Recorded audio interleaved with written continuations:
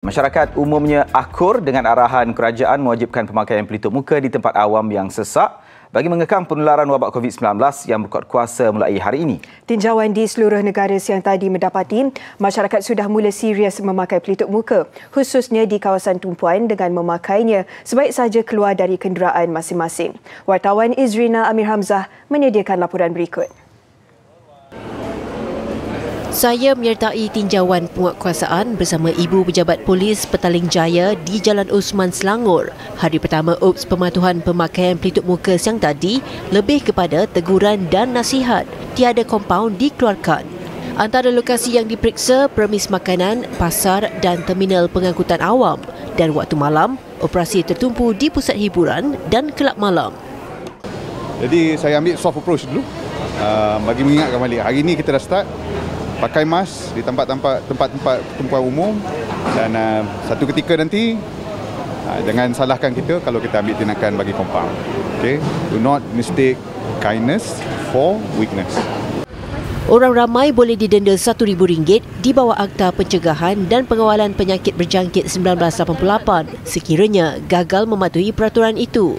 Ia diwajibkan di kawasan tumpuan ramai dan sesak seperti pasar, pasar tani dan pasar raya serta stesen pengangkutan awam seperti LRT, MRT dan bas. Dengan arahan terbaru itu, orang ramai juga boleh memakai topeng muka yang dijahit sendiri tetapi perlu mematuhi spesifikasi yang ditetapkan Pertubuhan Kesihatan Sedunia WHO.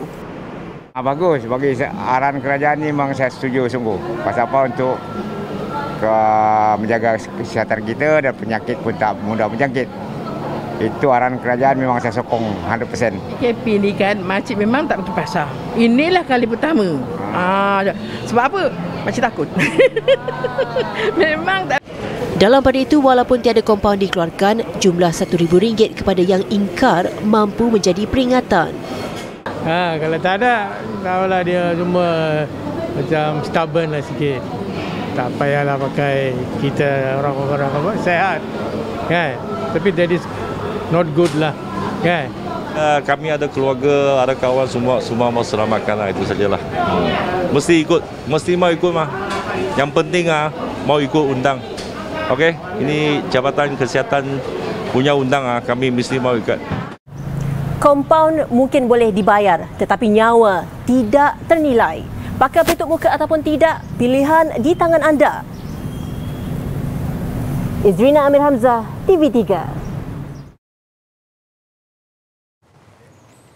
Sementara itu, tinjauan di beberapa negeri mendapati masyarakat umumnya telah membiasakan diri dengan pemakaian pelitup muka di tempat awam. Amalan itu antara yang menjadi keutamaan selain aspek penjarakan fizikal dan sanitasi tangan.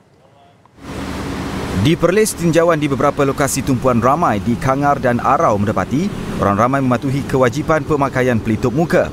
Tiada yang terkecuali melaksanakan amalan itu, termasuk dalam kalangan golongan tua dan kanak-kanak yang dilihat berwaspada sejak penularan COVID-19. Sebab kita kadang-kadang kita pergi mana-mana, kita tak tahu orang tu pernah ada kontak dengan orang yang terkena COVID-19 ataupun tidak. So kalau diorang pesin ke apa, so tak adalah kenal dengan kita. Bukannya kata hari ini dah start mengetatkan SOP pakai mask baru nak pakai. Kami sentiasa pakailah sejak PKP ini. Sejak bulan 3. Sejak bulan 3 lah PKP. Mereka turut bersetuju dengan tindakan kerajaan yang menurunkan harga siling pelitup muka untuk tidak membebankan rakyat.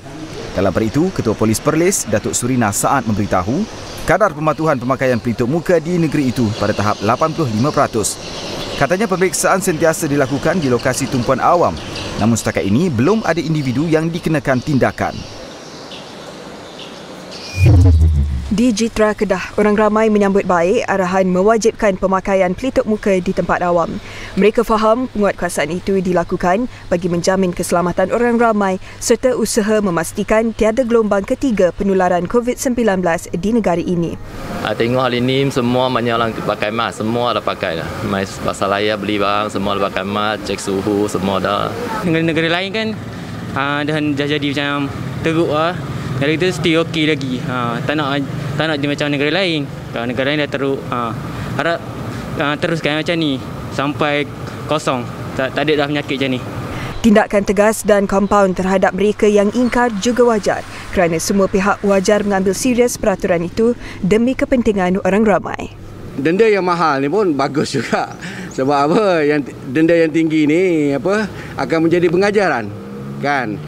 Kalau tidak, orang ramai akan bersikap acuh tak acuh.